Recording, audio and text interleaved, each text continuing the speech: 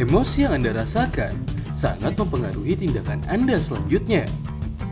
Jika Anda sedang merasa senang alias emosi positif, tentu segala aktivitas Anda akan semakin ringan berbanding terbalik jika Anda sedang marah, kalut, atau sedih.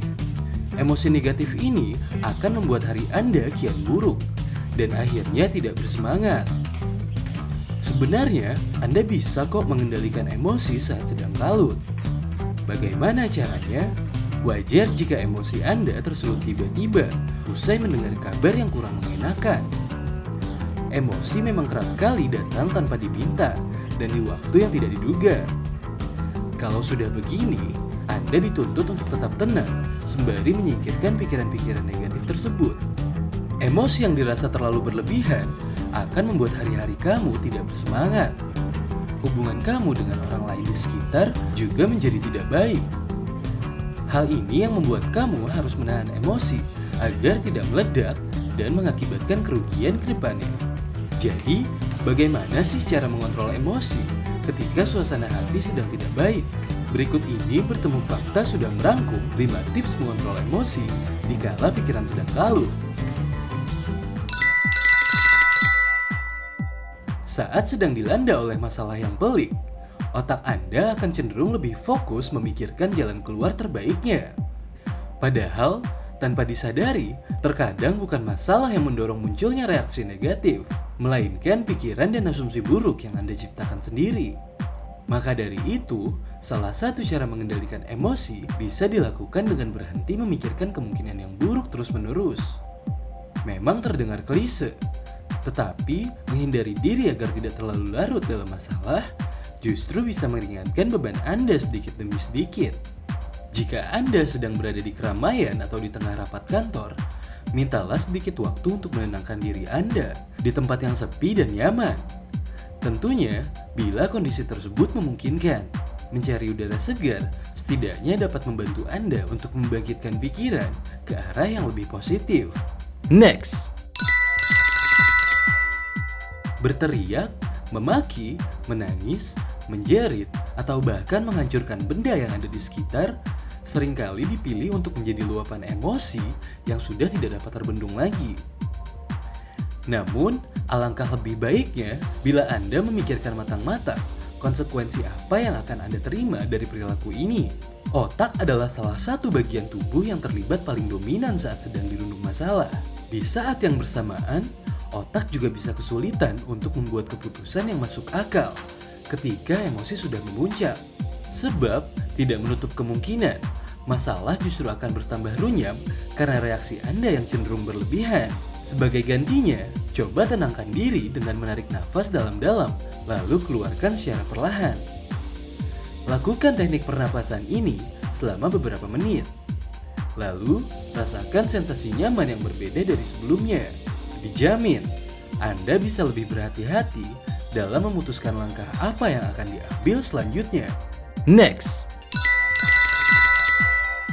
membiarkan diri terpuruk dalam emosi negatif yang membelenggu tentu tidak baik. Daripada terus-menerus kepikiran cekcok dengan pasangan semalam atau omongan menyakitkan si bos tadi pagi, kenapa tidak coba cari jalan keluar yang justru bisa memunculkan aura positif Anda? Ya, setelah sudah cukup tenang, pikirkan inti dari permasalahan yang membuat Anda uring-uringan ini. Selanjutnya, petik manfaat baik yang bisa dijadikan cambuk positif untuk menghalau emosi buruk Anda. Anggap saja perkataan dari bos tadi pagi sebagai sebuah masukan yang baik yang akan meningkatkan kinerja Anda. Perdebatan dengan pasangan pun bisa Anda jadikan sebagai peluang baik guna mencari kelebihan dan kekurangan demi keharmonisan hubungan ke depannya. Memang, bukan hal yang mudah untuk menemukan hikmah di balik pahitnya emosi negatif. Akan tetapi, di sisi lain, kemampuan melihat permasalahan dari sisi yang baik bisa jadi ajang balas dendam untuk membantu Anda memancarkan emosi positif loh. Next, setelah berjuang menghalau masalah yang kadang datang bertubi-tubi, kini saatnya Anda bangkit untuk membuktikan bahwa Anda baik-baik saja. Bukan berarti Anda harus menutupi kesedihan yang ada. Hanya saja, Tidak semua permasalahan harus ditunjukkan secara terang-terangan. Terlebih ketika sedang berada di situasi yang mengharuskan Anda tetap bersikap profesional. Jadi, apa yang sebaiknya dilakukan? Anda perlu menerima dengan lapang dada bahwa ada beberapa hal yang tidak mungkin diubah. Tugas Anda di sini adalah mengendalikan emosi tersebut, sesulit dan seberat apapun rasanya.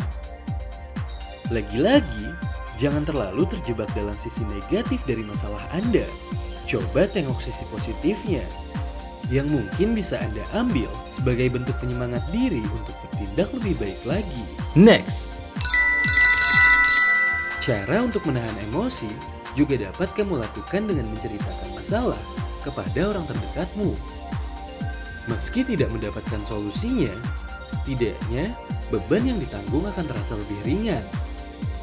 Bahkan, jika diperlukan, kamu juga bisa menggunakan jasa psikiater untuk membantu memberikan solusi ataupun terapi dari sisi yang lebih profesional. Setiap manusia pasti memiliki permasalahan dalam hidupnya. Mulai dari mengalami permasalahan yang kecil sampai permasalahan yang besar. Permasalahan tersebut pastinya membuat emosi kamu naik turun.